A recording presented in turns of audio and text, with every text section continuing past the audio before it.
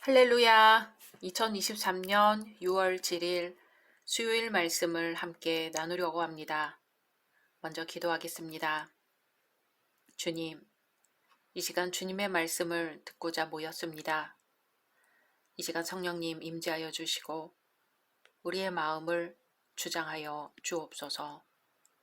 온전히 마음과 뜻과 정성 모두어 예배드리기를 원하오며 예수님의 이름으로 기도드립니다. 아멘. 오늘의 말씀은 사도행전 11장입니다.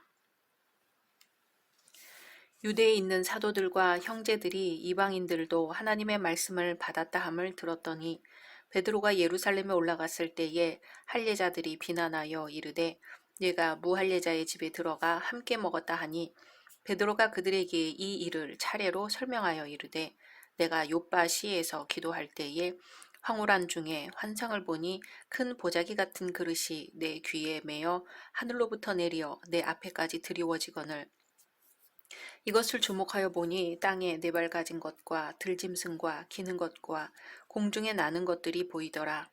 또 들으니 소리 있어 내게 이르되 베드로야 일어나 잡아먹으라 하거늘 내가 이르되 주님 그럴 수 없나이다. 속되거나 깨끗하지 아니한 것은 결코 내 입에 들어간 일이 없나이다 하니 또 하늘로부터 두 번째 소리 있어 내게 이르되 하나님이 깨끗하게 하신 것을 내가 속되다고 하지 말라 하더라. 이런 일이 세 번 있은 후에 모든 것이 다시 하늘로 끌려 올라가더라. 마침 세 사람이 내가 유숙한 집 앞에 서 있으니 가이사랴에서 내게로 보낸 사람이라. 성령이 내게 명하사 아무 의심 말고 함께 가라 하심에 이 여섯 형제도 나와 함께 가서 그 사람의 집에 들어가니 그가 우리에게 말하기를 천사가 내 집에 서서 말하되 네가 사람을 요바에 보내어 베드로라 하는 시몬을 청하라. 그가 너와 내 온 집이 구원받을 말씀을 내게 이르리라 함을 보았다 하거늘 내가 말을 시작할 때에 성령이 그들에게 임하시기를 처음 우리에게 하신 것과 같이 하는지라. 내가 주의 말씀에 요한은 물로 세례를 베풀었으나 너희는 성령으로 세례를 받으리라 하신 것이 생각났노라. 그런즉 하나님이 우리가 주 예수 그리스도를 믿을 때에 주신 것과 같은 선물을 그들에게도 주셨으니 내가 누구이기에 하나님을 능히 맡겠느냐 하더라. 그들이 이 말을 듣고 잠잠하여 하나님께 영광을 돌려 이르되 그러면 하나님께서 이방인에게도 생명 얻는 회개를 주셨도다 하니라. 그때에 스데반의 일로 일어난 환란으로 말미암아 흩어진 자들이 베니게와 구브로와 안디옥까지 이르러 유대인에게만 말씀을 전하는데 그 중에 구브로와 구레네 몇 사람이 안디옥에 이르러 헬라인에게도 말하여 주 예수를 전파하니 주의 손이 그들과 함께 하심에 수많은 사람들이 믿고 주께 돌아오더라. 예루살렘 교회가 이 사람들의 소문을 듣고 바나바를 안디옥까지 보내니 그가 이르러 하나님의 은혜를 보고 기뻐하여 모든 사람에게 굳건한 마음으로 주와 함께 머물러 있으라 권하니 바나바는 착한 사람이요 성령과 믿음이 충만한 사람이라. 이에 큰 무리가 주께 더하여지더라. 바나바가 사울을 찾으러 다소에 가서 만남에 안디옥에 데리고 와서 둘이 교회에 1년간 모여 있어 큰 무리를 가르쳤고 제자들이 안디옥에서 비로소 그리스도인이라 일컬음을 받게 되었더라. 그때의 선지자들이 예루살렘에서 안디옥에 이르니 그 중에 아가보라 하는 한 사람이 일어나 성령으로 말하되 천하에 큰 흉년이 들리라 하더니 글라우디오 때에 그렇게 되니라. 제자들이 각각 그 힘대로 유대에 사는 형제들에게 부조를 보내기로 작정하고 이를 실행하여 바나바와 사울의 손으로 장로들에게 보내니라. 아멘. 오늘은 초대교회의 선지자 아가보라는 제목으로 말씀 나누려고 합니다. 예루살렘의 선지자였던 아가보는 안디옥에 가서 성령으로 예언했습니다. 그 내용은 천하가 크게 흉년이 든다는 것이었습니다. 이 예언대로 글라우디오 때에 흉년이 들었다고 기록되어 있으며 수도니우스의 역사와 요세푸스의 사기에도 그런 사실이 기록되어 있습니다. 이런 재앙에 대하여 하나님께서 아가보를 통하여 예언하신 목적이 있지요. 선지자들의 믿음을 견고하게 하여 예루살렘의 가난한 성도들을 구제하게 하려는 것이었습니다. 이리하여 안디옥 교인들은 각각 자기 힘대로 연보하여 예루살렘 교인들을 도와주었습니다. 그리고 또 재앙이 우연히 오는 것이 아니고 하나님의 섭리에 따라 온다는 것을 성도들에게 알리고 회개하게 하려는 것입니다. 아가보는 바울의 마지막 예루살렘 선교 때에 유대로부터 가이사랴에 내려와 바울을 만나 앞으로 만날 고난을 예언하였습니다. 바울은 이 예언으로 장차 당할 일들과 하나님의 동행하심을 확신하고 큰 위로와 힘을 얻었습니다. 아가보는 사도행전에서 2번 예언하였습니다. 첫 번째는 이스라엘 전역에 큰 기근이 일어날 것이라는 예언이었고, 바울이 선교 여행을 마치고 예루살렘으로 돌아갈 때 체포되어 끌려갈 것이라는 예언이었습니다. 성령으로 감동되어 하나님의 말씀을 전한 아가보 선지자는 70인역 성경 번역에도 참가한 사람이라고 구전되어 내려오기도 합니다. 70인역은 가장 오래된 헬라어역 구약 성경인데요. 지중해 연안국에 흩어져 사는 히브리어를 모르는 유대인들을 위해 유대인 학자 70여 명이 애굽의 알렉산드리아에서 번역한 성경을 말합니다. 아가보는 누구인가 알아보겠습니다. 먼저 아가보는 초대교회의 지도자였습니다. 초대교회 지도자들은 사도, 장로, 선지자들이었는데요. 사도들은 예수 그리스도의 부활에 대한 증인으로 사명을 수행하였습니다. 세상이 구원받기 위해서는 그리스도의 부활 사건만이 아니라 그 소식이 세상에 알려져야 했기 때문에 사도들은 한 곳에 머물러 있지 않았고 모든 교회들을 다니면서 신앙을 가르쳤습니다. 사도들의 권위는 모든 교회에 미쳤습니다. 교회가 성장하게 되자 다른 지도자들이 필요했고 장로들을 임명하게 되었습니다.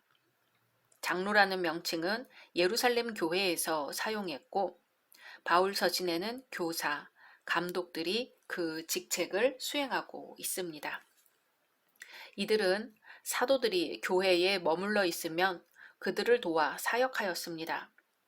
또 사도들이 여행으로 교회에 없게 되면 장로들은 그들의 가르침에 따라 교회를 치리하였습니다. 사도들과 달리 장로들은 여러 교회를 옮겨 다니지 못하였고 그 지역 교회에 소속되어 있었습니다. 이중 선지자는 초대교회의 지도자 중 한 직책으로 성령의 은사를 받아 예언하는 자들로 미래에 일어날 일들을 말하거나 하나님의 뜻과 의지를 미리 말하였습니다.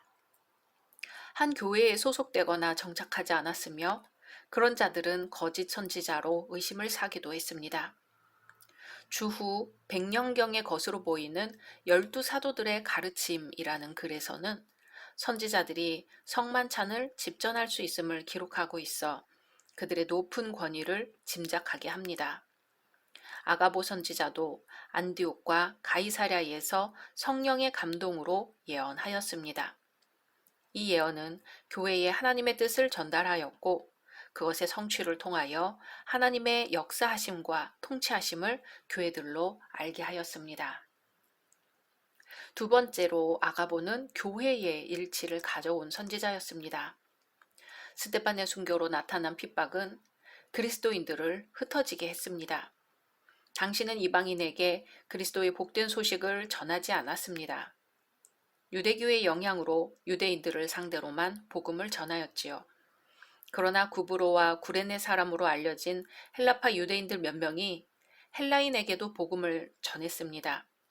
이 복음의 씨앗이 자라서 예루살렘 교회에도 알려지게 되었고 곧 바나바를 안디옥 교회로 파송하였습니다.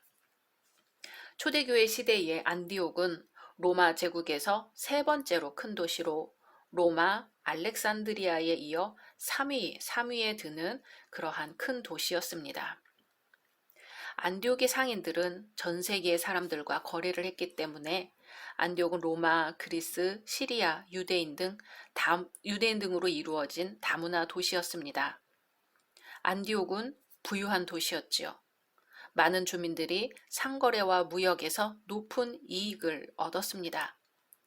바로 이 안디옥에 바나바는 회심한 바울을 데려와 같이 안디옥 교회를 치리하였고, 그곳에서 처음으로 그리스도인이라는 말이 생겨났습니다.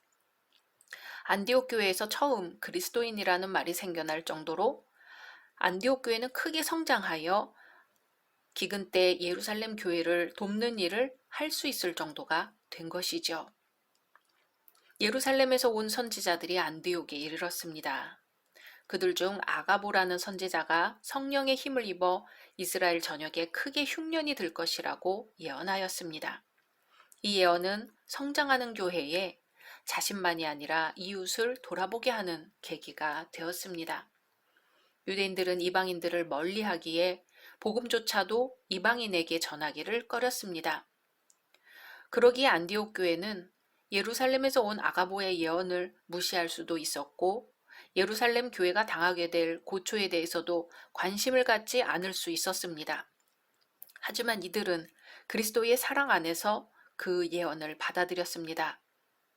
아가보의 예언을 들은 안디옥 교회는 팔레스타인 지역에 기근이 닥쳤을 때 그 어려움을 나누었습니다.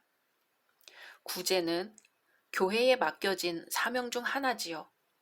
그들은 복음을 전해준 교회에 보답하고 서로 예수님이 머리가 되시는 한 몸임을 실천하였습니다.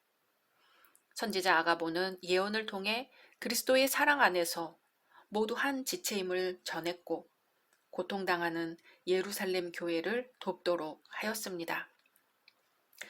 세 번째로 아가보 선지자는 하나님의 뜻을 전했습니다. 바울은 3차 선교 여행을 마치고 예루살렘으로 돌아가고 있었습니다. 두로에서 며칠을 보낸 뒤 돌레마이를 거쳐 가이사랴에 이르러 7 집사 중 하나인 전도자 빌립의 집에 머물렀습니다.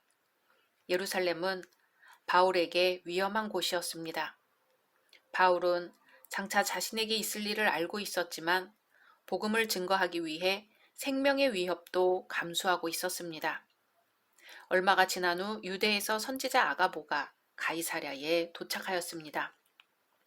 그는 바울의 띠를 가져다가 자기 수족을 잡아매고 예루살렘에서 유대인들이 이같이 이 띠 임자를 결박하여 이방인의 손에 넘겨주리라고 예언하였습니다.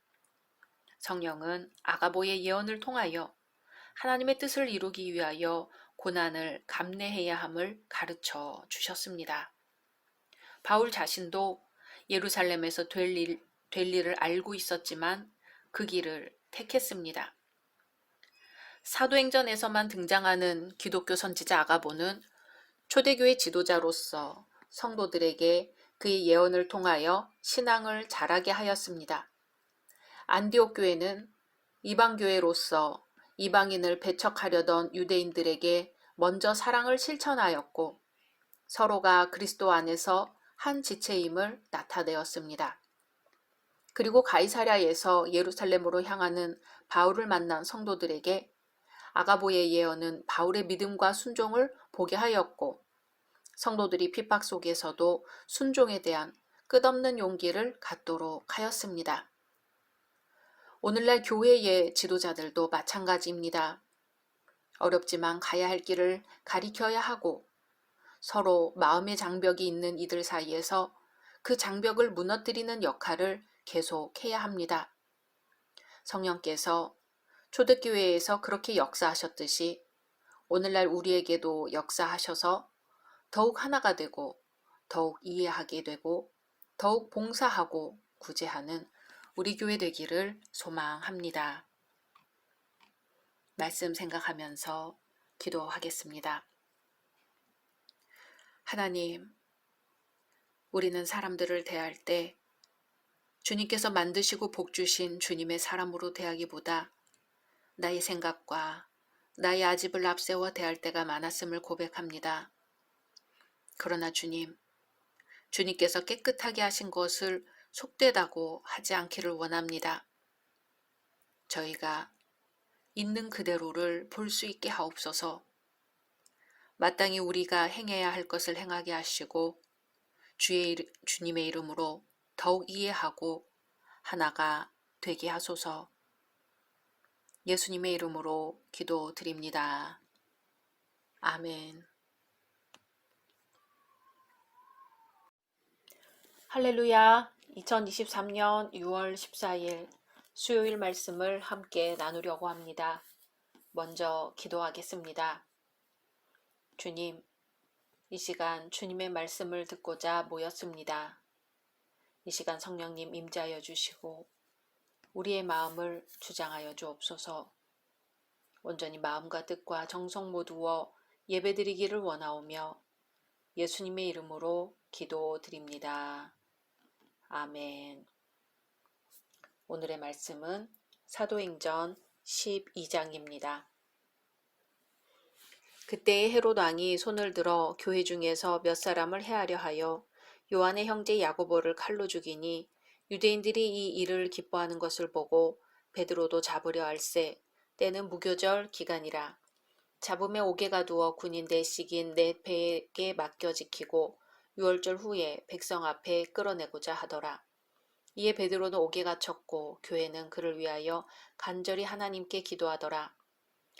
헤롯이 잡아내려고 하는 그 전날 밤에 베드로가 두 군인 틈에서 두 쇠사슬에 매여 누워 자는데 파수꾼들이 문 밖에서 옥을 지키더니 호련히 주의 사자가 나타나매 옥중에 광채가 빛나며 또 베드로의 옆구리를 쳐 깨워 이르되 급히 일어나라 하니 쇠사슬이 그 손에서 벗어지더라. 천사가 이르되 띠를 띠고 신을 신으라 하거늘 베드로가 그대로 하니 천사가 또 이르되 겉옷을 입고 따라오라 한데 베드로가 나와서 따라갈새 천사가 하는 것이 생시인 줄 알지 못하고 환상을 보는가 하니라. 이에 첫째와 둘째 파수를 지나 시내로 통한 쇠문에 이르니 문이 저절로 열리는지라. 나와서 한 거리를 지나매 천사가 곧 떠나더라. 이에 베드로가 정신이 들어 이르되 내가 이제야 참으로 주께서 그의 천사를 보내어 나를 헤롯의 손과 유대 백성의 모든 기대에서 벗어나게 하신 줄 알겠노라 하여 깨닫고 마가라 하는 요한의 어머니 마리아의 집에 가니 여러 사람이 거기에 모여 기도하고 있더라. 베드로가 대문을 두드린데 로데라 하는 여자아이가 영접하러 나왔다가 베드로의 음성인 줄 알고 기뻐하여 문을 미처 열지 못하고 달려 들어가 말하되 베드로가 대문 밖에 섰더라 하니 그들이 말하되 내가 미쳤다 하나 여자아이는 힘써 말하되 참말이라 하니 그들이 말하되 그러면 그의 천사라 하더라.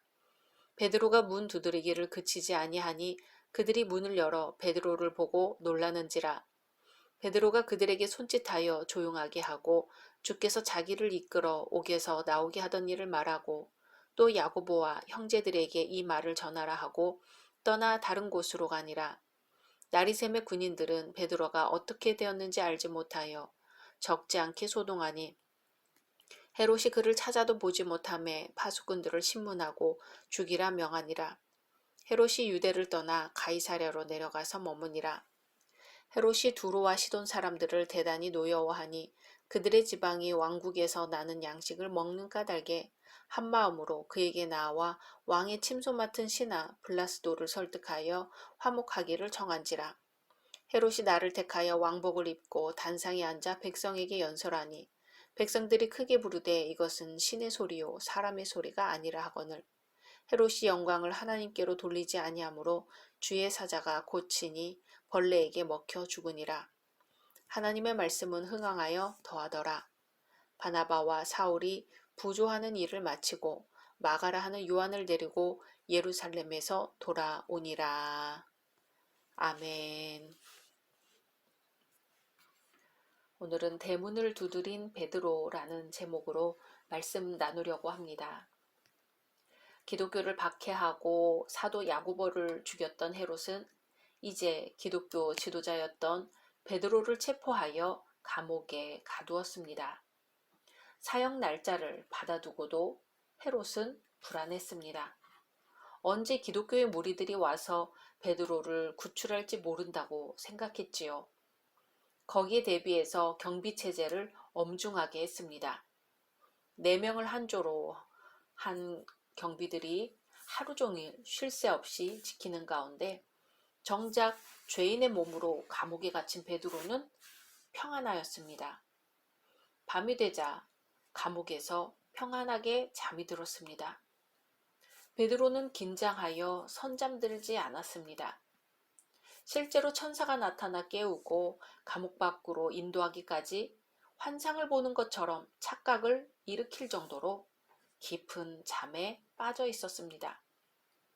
자신의 동료 사도였던 야고보의 순교 모습을 보았음에도 베드로가 이토록 평안하게 깊은 잠에 빠질 수 있었던 건 무엇 때문일까요? 하나님에 대한 전적인 신뢰였습니다. 베드로는 이전에도 2번 잡혔다가 모두 무사히 풀려났습니다. 한 번은 공회의 위협을 받았지만 이내 풀려났고, 다른 한 번은 옥에 갇혔으나 주의 사자가 옥문을 열어주어 밖으로 나왔습니다. 베드로는 헤롯에게 체포당하였을 때 이런 2번의 사건을 생각했겠지요. 자신이 체포당하거나 죽는 일이 하나님의 소관이며 섭리에 달려있다는 걸 알고 있었습니다. 그러기에 체포하고도 불안해했던 헤롯과는 달리 베드로는 감옥에서 평안하게 잠을 이룰 수 있었습니다. 하나님을 신뢰한다는 건 이런 거지요. 어느 상황에서든지 오직 하나님을 의지하고 신뢰할 수 있습니다. 그때 예루살렘 교회의 교인들은 무얼 하고 있었을까요? 사도 야고보가 순교하고 가장 신망받던 지도자인 베드로가 헤롯에게 잡혀가고 절기가 끝나는 대로 사형당하게 되리라는 소식을 듣고 성도들은 베드로를 위해 모여 기도했습니다. 12절에 마가라 하는 요한의 어머니 마리아의 집에 가니 여러 사람이 모여 기도하더라. 아멘. 헤롯이 수단과 방법을 가리지 않고 베드로를 경호하기 위해 사용하였던 무기가 바로 권력이었다고 한다면, 성도들의 무기는 군중의 힘이나 권력이 아니라 바로 기도였습니다. 이 모든 일을 주관하시는 분은 하나님이라는 것, 오직 하나님만이 이 난국을 타개해 주실 수 있음을 깨닫고 있었습니다. 그러기에 예루살렘 교회의 교인들은 모여서 합심하여 하나님께 부르짖었습니다. 이것이 바로 베드로와 예루살렘 교회 교인들의 삶이었고 신앙 자세였습니다. 참된 그리스도인이라고 한다면 어려움과 환난의 순간에 먼저 하나님께서 이 상황을 주관하고 계시다는 사실을 기억해야 합니다. 기도는 하나님의 뜻을 이루는 원동력이며 최대의 무기입니다.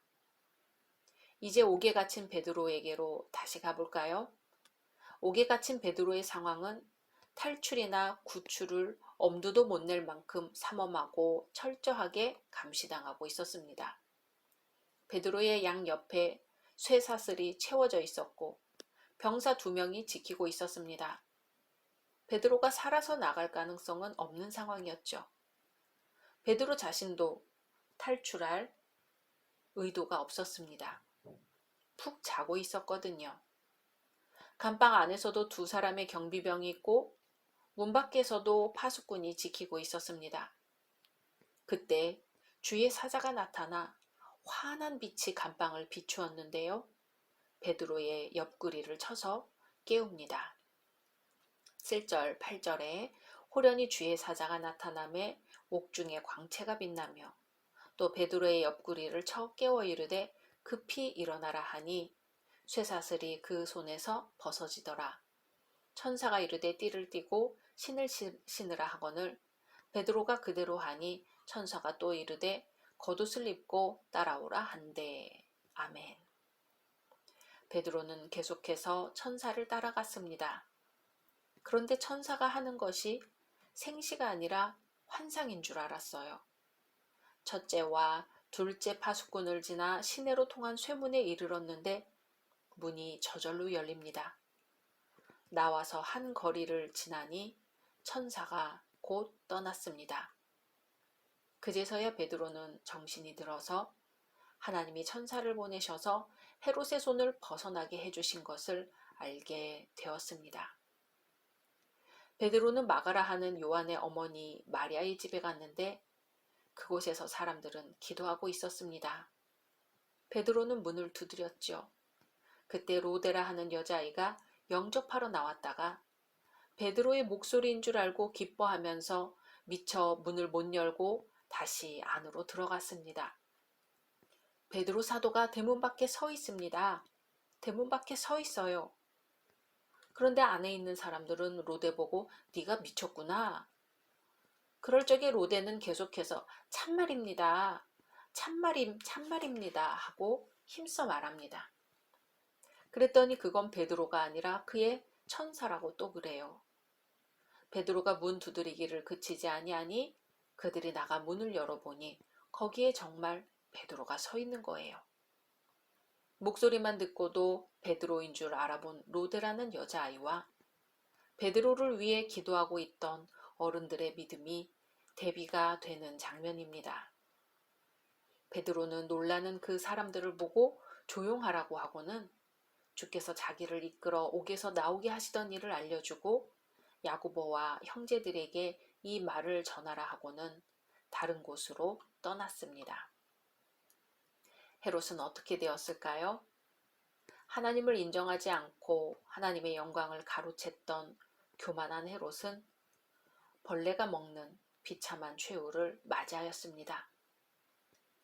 이와는 달리 헤롯이 그토록 노심초사하여 죽이려 했던 베드로는 주의 천사의 도움으로 무사히 감옥에서 풀려나고 죽임을 당하지 않았습니다. 뿐만 아니라 그로 인해 예루살렘 교회는 더욱더 흥하게 되었습니다. 사도 야고보의 순교, 베드로의 체포당함 같은 위기는 예루살렘 교회의 쇠함을 뜻하는 것처럼 보였습니다. 그러나 만유의 주 되신 하나님께서는 예루살렘 교회가 고난당하는 것을 외면하지 않으셨고 헤롯의 간악한 행동을 지나치지 않으셨습니다. 베드로가 풀려나 많은 사람들에게 하나님의 말씀이 더욱 증거되어 예루살렘 교회는 더욱 흥왕하도록 하셨습니다. 사랑하는 열린 성도 여러분, 하나님의 말씀과 복음으로 인해서 그리스도인들이 사회적 불이익과 고난을 당하여 실패하는 것처럼 보일지라도 그것은 결코 패배가 아닙니다. 하나님께서는 복음을 인하여 불이익과 고난당하는 그리스도인들을 외면하지 않으셨으며 그들을 돌아보아 승리토록 하시며 복음이 널리 전파될 수 있도록 역사하십니다. 말씀 생각하면서 기도하겠습니다. 하나님, 어려운 일을 당하였을 때 기도하게 하소서. 마음이 평안하고 기쁠 때에는 주님을 찬양하게 하소서. 우리의 믿음이 하나님을 전적으로 신뢰하는 믿음이 되게 하시고 주님이 부르실 때에 순종하는 믿음이 되게 하옵소서. 예수님의 이름으로 기도드립니다. 아멘.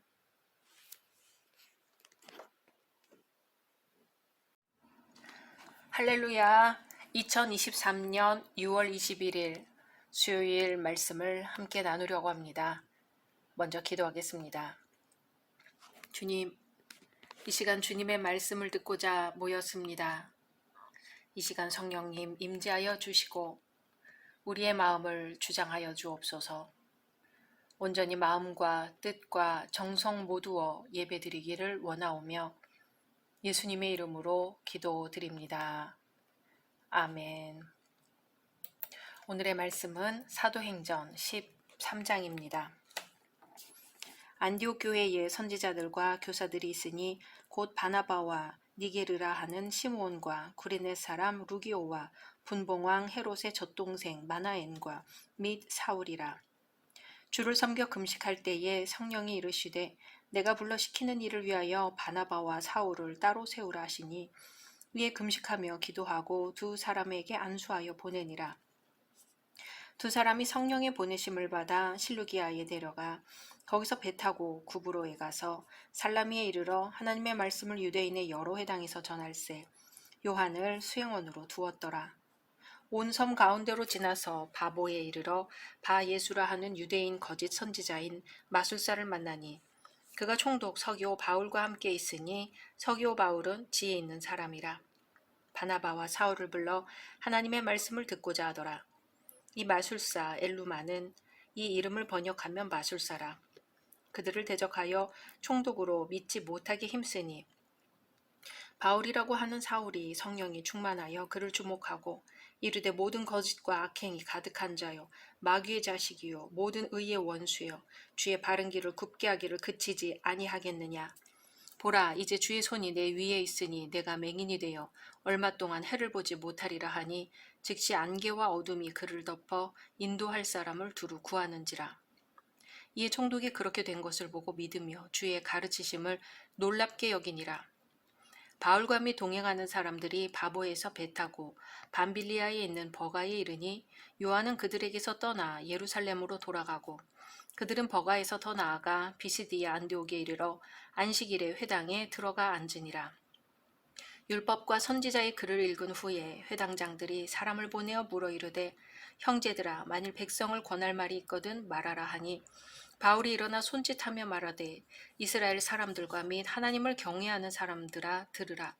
이 이스라엘 백성의 하나님이 우리 조상들을 택하시고 애굽 땅에서 나그네 된 그 백성을 높여 큰 권능으로 인도하여 내사 광야에서 약 40년간 그들의 소행을 참으시고 가나안 땅 7족속을 멸하사 그 땅을 기업으로 주시기까지 약 450년간이라.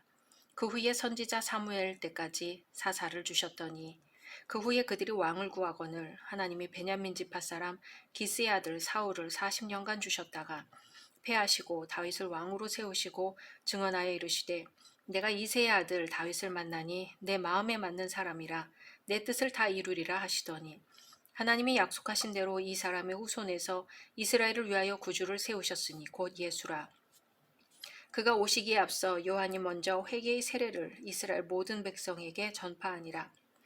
요한이 그 달려갈 길을 마칠 때에 말하되 너희가 나를 누구로 생각하느냐. 나는 그리스도가 아니라 내 뒤에 오시는 이가 있으니 나는 그 발의 신발끈을 풀기도 감당하지 못하리라 하였으니 형제들아 아브라함의 후손과 너희 중 하나님을 경외하는 사람들아 이 구원의 말씀을 우리에게 보내셨거늘 예루살렘에 사는 자들과 그들 관리들이 예수와 및 안식일마다 외우는 바 선지자들의 말을 알지 못하므로 예수를 정죄하여 선지자들의 말을 응하게 하였도다. 죽일 죄를 하나도 찾지 못하였으나 빌라도에게 죽여달라 하였으니 성경에 그를 가리켜 기록한 말씀을 다 응하게 한 것이라. 후에 나무에서 내려다가 무덤에 두었으나 하나님이 죽은 자 가운데서 그를 살리신지라. 갈릴리로부터 예루살렘에 함께 올라간 사람들에게 여러 날 보이셨으니 그들이 이제 백성 앞에서 그의 증인이라. 우리도 조상들에게 주신 약속을 너희에게 전파하노니 곧 하나님이 예수를 일으키사 우리 자녀들에게 이 약속을 이루게 하셨다 함이라.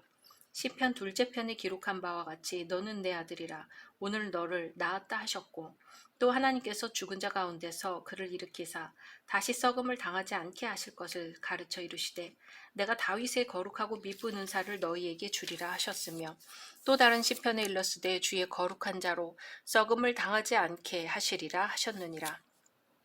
다윗은 당시에 하나님의 뜻을 따라 섬기다가 잠들어 그 조상들과 함께 묻혀 썩음을 당하였으되 하나님께서 살리신 이는 썩음을 당하지 아니하였나니 그러므로 형제들아 너희가 알 것은 이 사람을 힘입어 죄 사함을 너희에게 전하는 이것이며 또 모세의 율법으로 너희가 의롭다 하심을 얻지 못하던 모든 일에도 이 사람을 힘입어 믿는 자마다 의롭다 하심을 얻는 이것이라. 그런즉 너희는 선지자들을 통하여 말씀하신 것이 너희에게 미칠까 삼가라. 일러스되 보라 멸시하는 사람들아 너희는 놀라고 멸망하라. 내가 너희 때를 당하여 한 일을 행할 것이니 사람이 너희에게 일러줄지라도 도무지 믿지 못할 일이라 하였느니라 하니라. 그들이 나갈새 사람들이 청하되 다음 안식일에도 이 말씀을 하라 하더라. 회당의 모임이 끝난 후에 유대인과 유대교에 입교한 경건한 사람들이 많이 바울과 바나바를 따르니 두 사도가 더불어 말하고 항상 하나님의 은혜 가운데 있으라 권하니라. 그 다음 안식일에는 온 시민이 거의 다 하나님의 말씀을 듣고자 하여 모이니 유대인들이 그 무리를 보고 시기가 가득하여 바울이 말한 것을 반박하고 비방하거늘 바울과 바나바가 담대히 말하여 이르되 하나님의 말씀을 마땅히 먼저 너희에게 전할 것이로되 너희가 그것을 버리고 영생을 얻기에 합당하지 않은 자로 자처하기로 우리가 이방인에게로 향하노라. 주께서 이같이 우리에게 명하시되 내가 너를 이방의 빛으로 삼아 너로 땅끝까지 구원하게 하리라 하셨느니라 하니 이방인들이 듣고 기뻐하여 하나님의 말씀을 찬송하며 영생을 주시기로 작정된 자는 다 믿더라. 주의 말씀이 그 지방에 두루 퍼지니라. 이에 유대인들이 경건한 귀부인들과 그 신의 유력자들을 선동하여 바울과 바나바를 박해하게 하여 그 지역에서 쫓아내니 두 사람이 그들을 향하여 발에 티끌을 떨어버리고 이고니온으로 가거늘 제자들은 기쁨과 성령이 충만하니라. 아멘. 오늘은 하나님께서 사명자를 부르시는 방법이라는 제목으로 말씀 나누려고 합니다. 하나님께서는 오늘날에도 많은 사람을 목회자, 교사 등과 같은 사역자로 부르십니다.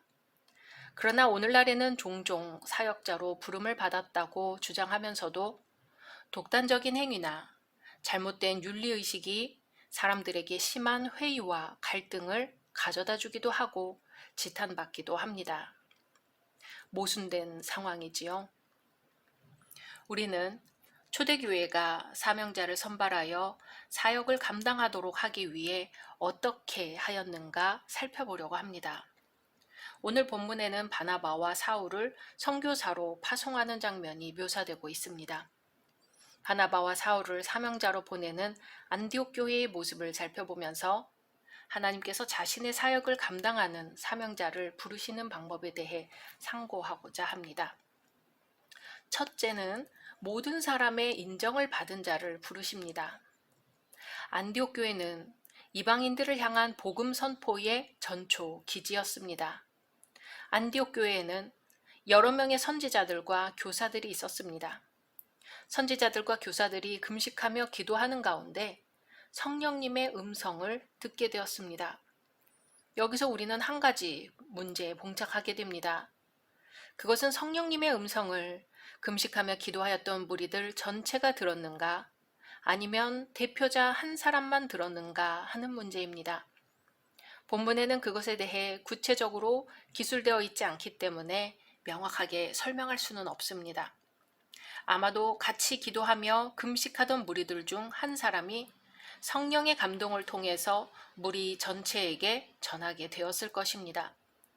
여하튼 그 상황은 본문에 묘사되어 있지 않은 것처럼 그리 중요하지 않습니다. 중요한 것은 바나바와 사울을 선택하여 사역자로 파송하려는 문제가 제기되었을 때 거기에 모여있는 모든 무리들이 기도하고 금식하는 가운데 이를 수긍하고 받아들였다는 점입니다. 어쩌면 기독교를 박해하는 일에 앞장섰던 사울을 좋지 않게 보았던 사람들도 있었을지 모릅니다. 그러나 성령께서 바나바와 사울을 사역자로 선택하여 파송하라고 명령하셨을 때 모여있던 무리들은 기도하고 금식하는 가운데 이것이 하나님의 뜻임을 깨닫게 되었고 그중 어느 누구도 반대하지 않았으며 그 명령을 인정하게 되었습니다. 오늘날 우리가 가장 간과하기 쉬운 것 중에 하나가 바로 이것입니다. 우리는 사명자를 세움에 있어 무리들, 곧 교회의 인정을 종종 무시하는 경향이 있습니다. 그러나 하나님께서는 이방인들에게 복음을 전하게 하려는 전도자로서 바나바와 사울을 세우실 때에 안디옥 교회가 인정하고 받아들이도록 하셨습니다. 둘째로 개개인을 부르십니다. 하나님께서는 바나바와 사울을 이방인 전도를 위해 보내는 사도로 선택할 때 함께 기도하며 금식하던 무리들, 곧 안디옥 교회가 동의하도록 역사하셨지요. 그렇다고 하나님께서 교회의 동의만을 이끌어내시지는 않았습니다. 성령께서 기도하던 무리들에게 전한 말씀을 자세히 살펴보면 바나바와 사울을 개인적으로 부르셨음을 알 수 있습니다. 2절에 성령이 가라사대 내가 불러 시키는 일을 위하여 바나바와 사울을 따로 세우라 하시니 아멘. 여기서 내가 불러 시키는 일을 위하여는 하나님께서 당신의 뜻과 사역을 위해서 바나바와 사울을 공적으로 세우기 이전에 그들을 개별적으로 부르셨음을 암시하는 듯합니다. 하나님께서는 안디옥 교회 전체에 자신의 뜻을 계시하심으로 교회가 동의하도록 역사하셨을 뿐만 아니라 다른 한편으로 전도자로 파송될 바나바와 사울을 부르심에 응답할 수 있도록 준비시키셨습니다. 하나님의 전도자로 부름받는 일에서 교회의 인정과 개인의 부르심은 매우 중요하며 깊은 상관관계를 맺고 있습니다. 이 둘 중에 어느 하나도 무시되어서는 안 되며 조화를 이루어야 합니다. 결코 하나님은 무질서하게 활동하시지 않기에 이 두 요소를 모두 이용하셔서 자신의 사역자를 부르십니다. 셋째로, 교회를 통해 보내십니다. 성령의 역사는 이방인들에게 바나바와 사울을 보내어 복음을 전파하도록 파송하기까지 결정적인 역할을 하였습니다. 성령께서는 안디옥 교회로 하여금 바나바와 사울을 전도자로서 파송하는 일을 받아들이도록 활동하셨으며 바나바와 사울에게 그 사역을 감당할 수 있도록 준비시키셨습니다. 그것은 철저하게 하나님의 계획이었고 성령의 역사하심을 통해 이루어졌습니다. 그렇다고 해서 안디옥 교회가 아무런 일도 하지 않았다는 것은 결코 아닙니다. 안디옥 교회는 성령님의 음성을 듣고 기도와 금식 가운데 하나님의 뜻을 확신한 후에 바나바와 사울을 안수하고 파송하였습니다. 이것은 오늘날 현대교회가 전도자를 파송할 때 자주 무시하거나 간과하는 요소입니다. 오늘날 대부분의 전도자들이나 사역자들은 개별적으로 부르심을 받고 개인의 재력으로 신학을 공부하고 교회를 설립하는 경향이 있습니다. 그러나 이것은 교회에 엄청난 폐해를 가져다 줄 수 있습니다. 그래서 종종 교회를 매매하는 상상할 수도 없는 일들이 벌어지기도 합니다. 안디옥 교회는 바나바와 사울을 전도자로 보내면서 그들의 필요를 지원하였으며 바나바와 사울은 전도 여행을 마친 후 안디옥 교회로 와서 전도 보고를 하였습니다. 이것이 하나님께서 사역자를 부르시고 파송하시는 방법입니다. 이를 간과할 때 사회적 무리를 일으키고 불신자들이 눈을 찌푸리는 잘못된 일들을 범하게 됩니다. 사랑하는 열린 성도 여러분, 사명자로 부름받은 자는 하나님께는 물론 사람에게도 인정받아야 합니다. 또한 사명자로 부름받은 자는 교회를 통해 사역자로 일하게 됩니다. 안디옥 교회에서 바울과 바나바를 선교사로 파송하였듯이 하나님께서 어떤 일을 진정한 당신의 사역자로 세우기를 원하신다면 그렇게 하실 것입니다. 그러기에 사역자로 하나님의 부르심을 받았다고 생각하는 사람들은 좀 더 하나님 앞에서 이러한 문제를 깊이 상고해야 할 것입니다. 말씀 생각하면서 기도하겠습니다. 하나님, 주님의 이름으로 지도자를 세우고 일꾼을 파송하는 일이 얼마나 중요한 일인지를 깨닫습니다. 우리 교회에는 주님의 일꾼을 세워야 하는 당면 과제가 있습니다. 먼저 하나님께 인정받고 개인적으로 하나님의 부르심을 깨달으며 교회에 인정을 받는 일꾼이 세워지게 하옵소서.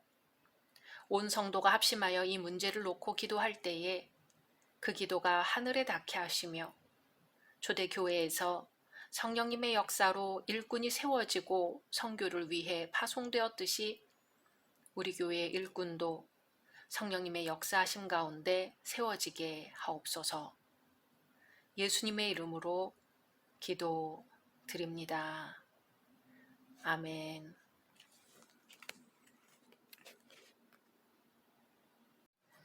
할렐루야. 2023년 6월 28일 수요일 말씀을 함께 나누려고 합니다. 먼저 기도하겠습니다. 주님, 이 시간 주님의 말씀을 듣고자 모였습니다. 이 시간 성령님 임재하여 주시고 우리의 마음을 주장하여 주옵소서. 온전히 마음과 뜻과 정성 모두어 예배드리기를 원하오며 예수님의 이름으로 기도드립니다. 아멘. 오늘의 말씀은 사도행전 14장입니다. 이에 이고니온에서 두 사도가 함께 유대인의 회당에 들어가 말하니 유대와 헬라의 허다한 무리가 믿더라. 그러나 순종하지 아니하는 유대인들이 이방인들의 마음을 선동하여 형제들에게 악감을 품게 하거늘 두 사도가 오래 있어 주를 힘입어 담대히 말하니 주께서 그들의 손으로 표적과 기사를 행하게 하여 주사 자기 은혜의 말씀을 증언하시니 그 시내에 무리가 나뉘어 유대인을 따르는 자도 있고 두 사도를 따르는 자도 있는지라. 이방인과 유대인과 그 관리들이 두 사도를 모욕하며 돌로 치려고 달려드니 그들이 알고 도망하여 루가오니아의 두 성 루스드라와 더베와 그 근방으로 가서 거기서 복음을 전하니라. 루스드라에 발을 쓰지 못하는 한 사람이 앉아 있는데 나면서 걷지 못하게 되어 걸어본 적이 없는 자라. 바울이 말하는 것을 듣거늘 바울이 주목하여 구원받을 만한 믿음이 그에게 있는 것을 보고 큰 소리로 이르되 내 발로 바로 일어서라 하니 그 사람이 일어나 걷는지라. 무리가 바울이 한 일을 보고 루가오니아 방언으로 소리질러 이르되 신들이 사람의 형상으로 우리 가운데 내려오셨다 하여 바나바는 제우스라 하고 바울은 그 중에 말하는 자이므로 헤르메스라 하더라. 시외 제우스 신당의 제사장이 소와 화환들을 가지고 대문 앞에 와서 무리와 함께 제사하고자 하니 두 사도 바나바와 바울이 듣고 옷을 찢고 무리 가운데 뛰어들어가서 소리질러 이르되 여러분이여 어찌하여 이러한 일을 하느냐. 우리도 여러분과 같은 성정을 가진 사람이라. 여러분에게 복음을 전하는 것은 이런 헛된 일을 버리고 천지와 바다와 그 가운데 만물을 지으시고 살아계신 하나님께로 돌아오게 함이라. 하나님이 지나간 세대에는 모든 민족으로 자기들의 길들을 가게 방임하셨으나 그러나 자기를 증언하지 아니하신 것이 아니니 곧 여러분에게 하늘로부터 비를 내리시며 결실기를 주시는 선한 일을 하사 음식과 기쁨으로 여러분의 마음에 만족하게 하셨느니라 하고 이렇게 말하여 겨우 무리를 말려 자기들에게 제사를 못하게 하니라. 유대인들이 안디옥과 이고니온에서 와서 무리를 충동하니 그들이 돌로 바울을 쳐서 죽은 줄로 알고 시외로 끌어내치니라. 제자들이 둘러섰을 때에 바울이 일어나 그 성에 들어갔다가 이튿날 바나바와 함께 더베로 가서 복음을 그 성에서 전하여 많은 사람을 제자로 삼고 루스드라와 이고니온과 안디옥으로 돌아가서 제자들의 마음을 굳게 하여 이 믿음에 머물러 있으라 권하고 또 우리가 하나님의 나라에 들어가려면 많은 환난을 겪어야 할 것이라 하고 각 교회에서 장로들을 택하여 금식 기도하며 그들이 믿는 주께 그들을 위탁하고 비시디아 가운데로 지나서 밤빌리아에 이르러 말씀을 버가에서 전하고 아달리아로 내려가서 거기서 배 타고 안디옥에 이르니 이곳은 두 사도가 이룬 그 일을 위하여 전에 하나님의 은혜에 부탁하던 곳이라. 그들이 이르러 교회를 모아 하나님이 함께 행하신 모든 일과 이방인들에게 믿음의 문을 여신 것을 보고하고 제자들과 함께 오래 있으니라. 아멘. 오늘은 제자된 자의 삶이라는 제목으로 말씀 나누려고 합니다.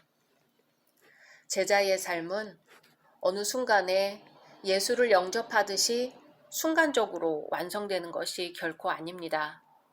그것은 오랜 훈련과 전적인 헌신을 통해서 이루어집니다. 한국교회의 많은 그리스도인들이 오해하고 있는 점이 바로 이것입니다. 한국교회는 예수를 영접하면 구원을 받아 복을 받으며 천국에 간다는 요소만을 지나치게 강조한 나머지 그리스도인들로 하여금 제자된 자의 삶을 살기 위해 오랜 시간 동안 인내 속에서 훈련을 받아야 한다는 사실을 망각하게 합니다. 하나님께서는 단순히 예수를 영접하여 구원을 얻는 것만을 인간에게 요구하지 않으셨습니다. 하나님께서 인간에게 간절히 원하는 것은 영적으로 거듭난 상태에만 머물러 있는 정체 상태가 아니라 성장하여서 성숙한 백성으로 사는 것입니다. 바울은 복음을 전하는 과정에서 수없이 많은 고난을 당하였습니다. 오늘 역시 안디옥과 이고니온에서 온 유대인들에게서 핍박받은 바울의 상황에 대해 기록하고 있습니다. 본문에 나타난 고난당하는 바울을 자세히 살펴보면 제자된 자의 삶이 어떠한 것인가를 확인할 수 있습니다.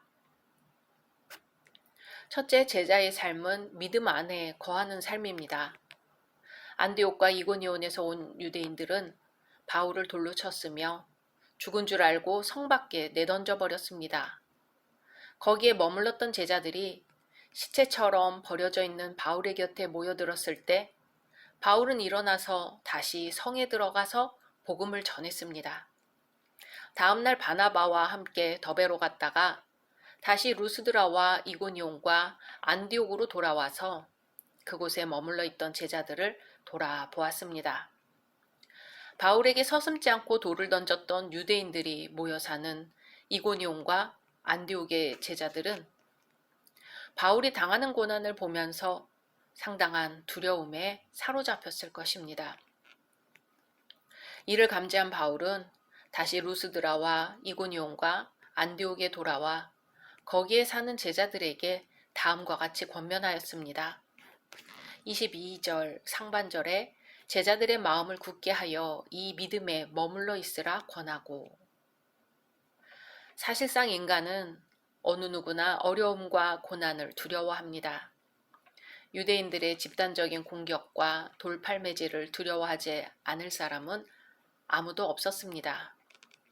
이렇듯 두려움에 사로잡힌 제자들을 찾아가서 바울이 권면한 첫 마디는 바로 믿음 안에 거하라는 것입니다. 세상의 핍박과 고난 속에서도 제자들이 지켜야 할 것은 바로 예수 그리스도를 의지하는 믿음입니다. 이것은 말이 쉽지 결코 쉬운 일이 아닙니다. 왜냐하면 그 믿음을 지키려 할 때 엄청난 고난과 불이익을 당하기 때문이죠. 그럼에도 예수의 참된 제자라고 한다면 바울이 그러했던 것처럼 고난과 불이익 가운데서도 예수를 의지하며 복음을 전파하는 신앙을 굳게 잡고 있어야 합니다. 둘째, 제자의 삶은 환난을 두려워하지 않는 삶입니다. 제자됨의 또 다른 표지는 바로 환난이죠. 바울은 루스드라와 이고니온과 안디옥에서 고난을 당하여 두려움에 사로잡혔던 제자들에게 고난이 당연한 것임을 강조하였습니다. 바울의 입장에서 볼 때 고난과 환난은 바로 제자됨의 모습이었습니다. 22절 하반절에 또 우리가 하나님의 나라에 들어가려면 많은 환난을 겪어야 할 것이라 하고. 아멘. 왜냐하면 그들이 바로 예수 그리스도의 제자이기 때문입니다.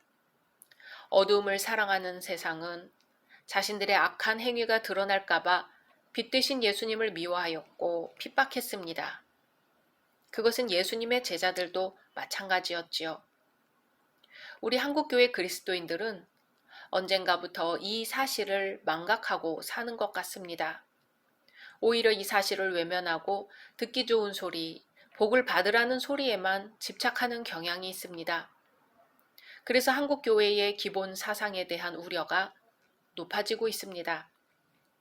왜냐하면 기복사상은 세상에 속하지 않은 그리스도인들이 당연히 겪어야만 하는 고난에 대해 전혀 언급하지 않을 뿐만 아니라 세상에서 번영하는 것이 하나님이 주시는 참된 복처럼 착각하게 하는 기형적인 현상을 낳고 있기 때문이죠. 바울이 루스드라와 이고니온과 안디옥의 제자들에게 말했던 것처럼 진정한 제자라고 한다면 세상에 속하지 않았기에 세상의 미움과 고난을 당하여야만 합니다. 더 나아가 참된 그리스도인이라고 한다면 세상의 삶이 잘 나가고 번영할 때 자신이 비신앙적이고 하나님의 뜻에 어긋나는 길로 가고 있지 않은가를 돌아보아야 합니다. 셋째, 제자는 기도해야 합니다. 바울이 루스드라와 이고니온과 안디옥을 떠나기에 앞서 각 교회에서 장로들을 선택하였으며 기도와 금식 가운데 주께서 부탁하신 믿음을 강조하였습니다. 바울의 이러한 모습은 루스드라와 이고니온과 안디옥에 있는 각 교회의 제자들에게 모범이 되었습니다. 믿음을 지키기 위해서 기도하는 것은 자연스러운 일입니다. 왜냐하면 제자된 자들이 환난과 고통 속에서 자신의 신앙을 지킬 수 있는 힘은 바로 하나님에게서 나오기 때문입니다. 그래서 바울은 쉬지 말고 기도하는 것이 백성을 향한 하나님의 뜻이라고 말하였습니다. 이것은 바울 당시나 오늘날이나 변함없는 진리입니다. 오늘날 제자된 그리스도인들이 사회적 불이익과 압박을 능히 이기기 위해서 취할 수 있는 유일한 방법은 바로 하나님 앞에 나아가 무릎을 꿇는 데 있습니다.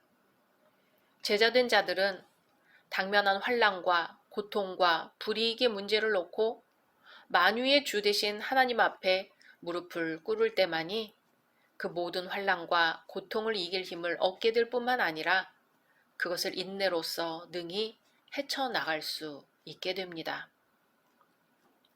사랑하는 열린교회의 성도 여러분, 그리스도의 제자된 자는 믿음 안에 거하여 환난이나 핍박을 만날 때 두려워하지 않고 늘 기도에 힘쓰는 자입니다.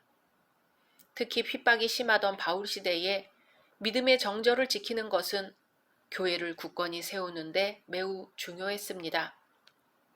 환난이나 박해에 동요되지 않고 믿음을 지켜나가는 성도와 교회는 굳건히 서서 최후 승리를 거두게 됩니다. 최후 승리는 그리스도 안에 거할 때 주어지는 것입니다. 그러므로 성도는 자신의 믿음을 지킬 뿐만 아니라 다른 성도들의 믿음의 증진을 위해 힘써야 합니다. 이제 바울과 바나바는 1차 선교 여행을 마치고 안디옥에 돌아와 선교 보고를 합니다. 오늘 본문에서 언급된 더베나, 루스드라, 이고니온, 그리고 비시디아, 안디옥 등은 바울이 복음을 전하여 많은 성도들이 생겼던 곳입니다. 안디옥 귀환 후의 보고는 바울 일행이 1차 전도 여행의 결실을 교회나 그들 자신의 힘이나 능력의 결과로 생각하지 않고 오직 하나님의 도우심으로 여기고 있습니다. 우리의 신앙이 진정한 제자된 자의 삶이 될 수 있기를 소망합니다. 말씀 생각하면서 기도하겠습니다. 하나님, 주님의 이름으로 지도자를 세우고 일꾼을 파송하는 일이 얼마나 중요한 일인지요. 우리 교회에 주님의 일꾼을 세워야 하는 과제가 있습니다. 먼저 하나님께 인정받고 개인적으로 하나님의 부르심을 깨달으며 교회에 인정을 받는 일꾼이 세워지게 하소서. 금식하여 기도할 때에 그 기도를 들어 응답하여 주시오며 환난과 핍박이 있을 때에 오직 하나님을 붙들고 승리할 수 있는 주님의 일꾼을 세워 주시옵소서. 예수님의 이름으로 기도드립니다. 아멘.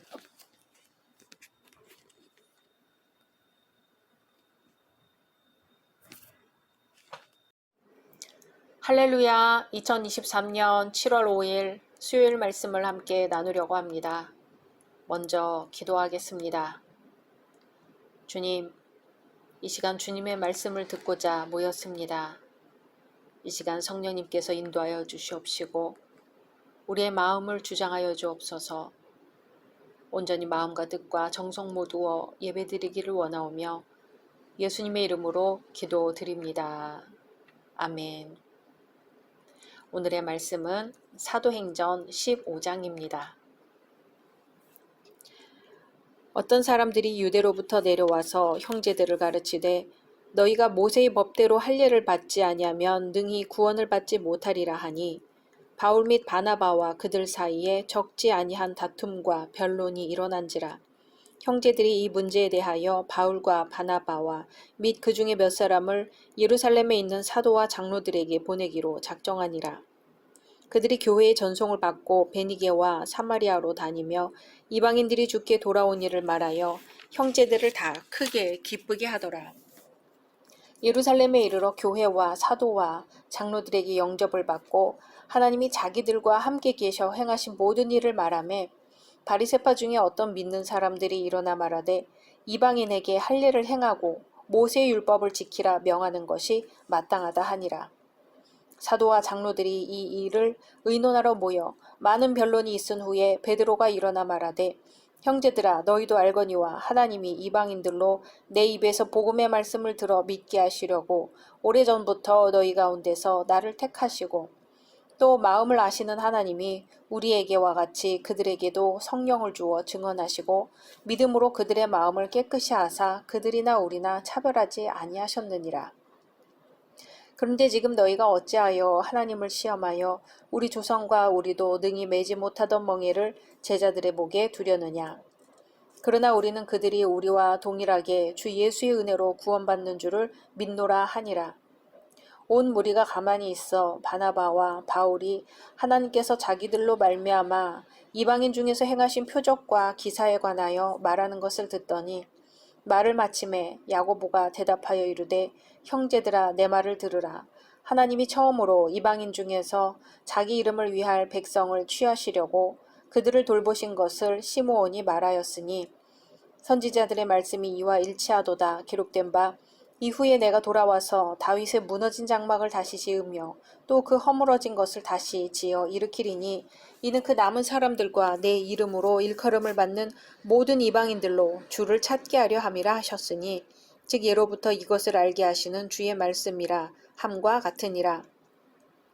그러므로 내 의견에는 이방인 중에서 하나님께로 돌아오는 자들을 괴롭게 하지 말고 다만 우상의 더러운 것과 음행과 목매어 죽인 것과 피를 멀리하라고 편지하는 것이 옳으니 이는 예로부터 각 성에서 모세를 전하는 자가 있어 안식일마다 회당에서 그 글을 읽음이라 하더라. 이에 사도와 장로와 온 교회가 그 중에서 사람들을 택하여 바울과 바나바와 함께 안디옥으로 보내기를 결정하니 곧 형제 중에 인도자인 바사바라 하는 유다와 실라더라. 그 편에 편지를 붙여 이르되 사도와 장로된 형제들은 안디옥과 수리아와 길리기아에 있는 이방인 형제들에게 문안하노라. 들은즉 우리 가운데서 어떤 사람들이 우리의 지시도 없이 나가서 말로 너희를 괴롭게 하고 마음을 혼란하게 한다 하기로 사람을 택하여 우리 주 예수 그리스도의 이름을 위하여 생명을 아끼지 아니하는 자인 우리가 사랑하는 바나바와 바울과 함께 너희에게 보내기를 만장일치로 결정하였노라. 그리하여 유다와 실라를 보내니 그들도 이 일을 말로 전하리라. 성령과 우리는 이 요긴한 것들 외에는 아무 짐도 너희에게 지우지 아니하는 것이 옳은 줄 알았노니 우상의 제물과 피와 목매어 죽인 것과 음행을 멀리할지니라. 이에 스스로 삼가면 잘되리라. 평안함을 원하노라 하였더라. 그들이 작별하고 안디옥에 내려가 무리를 모은 후에 편지를 전하니 읽고 그 위로한 말을 기뻐하더라. 유다와 실라도 선지자라. 여러 말로 형제를 권면하여 굳게 하고 얼마 있다가 평안히 가라는 전송을 형제들에게 받고 자기를 보내던 사람들에게로 돌아가되 바울과 바나바는 안디옥에서 유하며 수다한 다른 사람들과 함께 주의 말씀을 가르치며 전파하니라. 며칠 후에 바울이 바나바더러 말하되 우리가 주의 말씀을 전한 각 성으로 다시 가서 형제들이 어떠한가 방문하자 하고 바나바는 마가라 하는 요한도 데리고 가고자 하나 바울은 밤빌리아에서 자기들을 떠나 함께 일하러 가지 아니한 자를 데리고 가는 것이 옳지 않다 하여 서로 심히 다투어 피차 갈라서니 바나바는 마가를 데리고 배 타고 구브로로 가고 바울은 실라를 택한 후에 형제들에게 주의 은혜의 부탁함을 받고 떠나 수리아와 길리기아로 다니며 교회들을 견고하게 하니라. 아멘.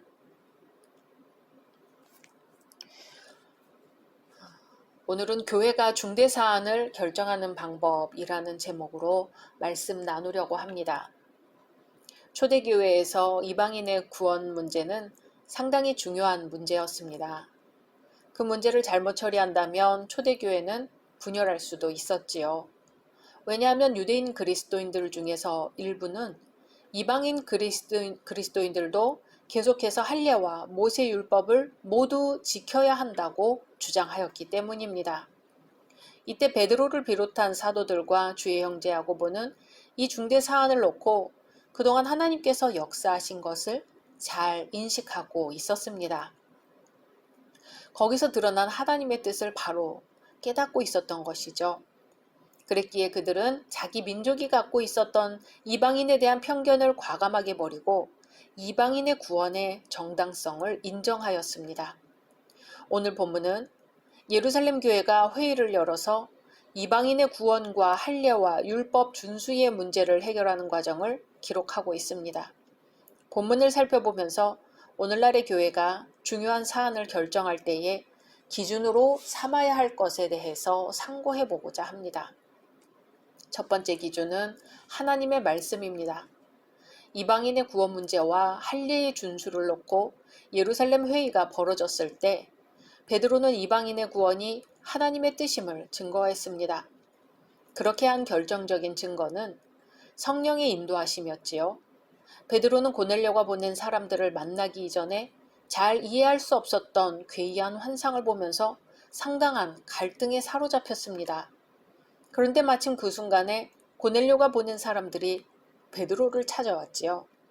고넬료가 보낸 자들이 그를 찾아왔을 때 성령께서는 베드로에게 의심하지 말고 함께 가라고 명령하셨습니다. 베드로는 성령의 음성을 따라 금기시되어 왔던 이방인과의 만남을 서슴지 않았습니다. 베드로가 보게 된 환상과 성령의 음성은 오늘날 우리에게 주어진 성경 말씀이라 할 수 있습니다. 베드로가 보았던 환상과 성령의 음성은 당시 제자들이 들었던 하나님의 말씀이었으며 오늘날 성경 말씀은 기록된 하나님의 음성이며 말씀이기 때문입니다. 더욱이 성령께서 베드로에게 고넬료가 보낸 사람들을 따라가라고 명령하셨던 것처럼 오늘날 모든 그리스도인 안에 내재하시는 성령께서는 성경 말씀을 읽고 묵상하는 그리스도인들에게 하나님의 말씀을 깨닫게 하십니다. 진리의 영이신 성령은 그런 방식으로 사역하십니다. 요한복음 14장 26절 말씀과 같이 곧 보혜사 곧 아버지께서 내 이름으로 보내실 성령 그가 너에게 모든 것을 가르치시고 내가 너에게 말한 모든 것을 생각나게 하시리라. 아멘. 두 번째 기준은 주변을 살폈다는 것입니다. 베드로는 고넬료를 만나러 가서 고넬료가 자신을 청하게 된 동기에 대해 들었습니다. 고넬료가 하나님의 사자에게서 요바에 있는 베드로를 청하라는 명령을 들었다고 말하였을 때 베드로는 자신이 보았던 괴이한 환상이 고넬료와의 만남과 연관되어 있음을 깨달았지요. 그래서 고넬료와 그 가족에게 구원의 복음을 선포하였습니다. 베드로는 복음을 선포한 후에 고넬료와 그 가족에게 성령께서 임재하시는 현상과 믿음으로 그들이 깨끗하게 되어 구원을 얻는 장면을 목도하였습니다. 이는 같이 동행하였던 유대인 그리스도인들도 놀라며 인정하였던 하나님의 은혜였습니다. 뿐만 아니라 바울과 바나바도 베드로의 증언에 동의하였습니다. 그들은 여러 곳을 다니면서 복음을 선포하였을 때 이방인들 사이에 일어난 표적과 기사는 물론 그들이 복음을 듣고 기뻐하며 구원을 얻은 사실을 증언하였습니다. 예루살렘에 모여 회의를 하던 초대교회는 이러한 정황들을 보고 이방인의 구원이 하나님의 뜻임을 공인하게 되었습니다. 그들은 자신들의 편견을 벗어나서 삶 가운데 역사하시는 하나님의 사역을 민감하게 감지했습니다. 그리고 그것을 중대한 사안을 결정하는 하나님의 인도하심으로 받아들였습니다. 물론 이 현상이 모든 것을 결정하는 절대적 증거는 될 수 없습니다. 그러나 앞서 언급한 하나님의 말씀이라는 기준과 연관되어 충분히 고려되어야 합니다. 왜냐하면 하나님께서는 우리를 방관하지 않으시고 역사의 주인으로서 우리 삶 가운데 깊이 개입하시기 때문입니다. 세 번째 기준은 덕을 세웠다는 것입니다. 교회의 중대 사안을 결정할 때 중요한 요소는 바로 덕입니다. 예루살렘 교회 회의에서 주의 형제 야고보는 초대교회의 분열을 초래할 수 있는 첨예한 사안이었던 이방인의 할례 문제를 놓고 다음과 같이 결론을 내렸습니다. 그러므로 내 의견에는 이방인 중에서 하나님께로 돌아오는 자들을 괴롭게 말고 다만 우상의 더러운 것과 음행과 목매어 죽인 것과 피를 멀리하라고 편지하는 것이 가하니. 아멘. 야고보의 이러한 결정은 이방인에게 할례를 준수하도록 요구해야 한다는 유대 그리스도인이나 이방인 모두가 납득할 수 있었습니다. 그것은 그리스도인이라면 최소한 지켜야만 하는 문제였습니다. 유대 그리스도인들도 이방인 그리스도인들도 야고보의 결정에 동의하였고 여러 지역에 흩어진 교회들에게 이 사실을 알려 준수하도록 촉구하므로 초대교회의 분열을 초래할 수 있었던 중대 사안을 결말지었습니다. 교회의 이러한 덕은 매우 중요한 문제입니다. 교회나 그리스도인이 어떠한 결정을 내리거나 행동을 취하기 이전에 먼저 교회의 덕 세움을 고려해야 합니다. 그래서 바울은 은사의 문제를 다룰 때 그리스도인 간의 갈등을 해결하는 수단으로 덕을 제시하였습니다. 이렇듯 교회와 성도는 어떠한 결정을 내리기 이전에 제자된 자로서 지녀야 하는 덕과 교회의 덕을 유지할 방안을 찾아야 하며 그 방안대로 행동해야 합니다. 사랑하는 열린교회 성도 여러분, 베드로가 성령의 음성을 따라 고넬료의 집에 갔고 거기서 고넬료와 그 가족의 구원을 목도하게 되므로 이방인 구원을 하나님의 뜻으로 확신할 수 있었습니다. 마찬가지로 오늘날 그리스도인들과 교회는 어떠한 중대 사안을 결정하기 이전에 하나님의 말씀을 상고하며 묵상하면서 그 말씀의 기준에 따라 그분의 뜻을 찾고 해결 방안을 구해야 할 것입니다. 말씀 생각하면서 기도하겠습니다. 하나님, 교회마다 중대한 사안이 있고 우리 교회도 중대한 사안을 놓고 기도하고 있습니다.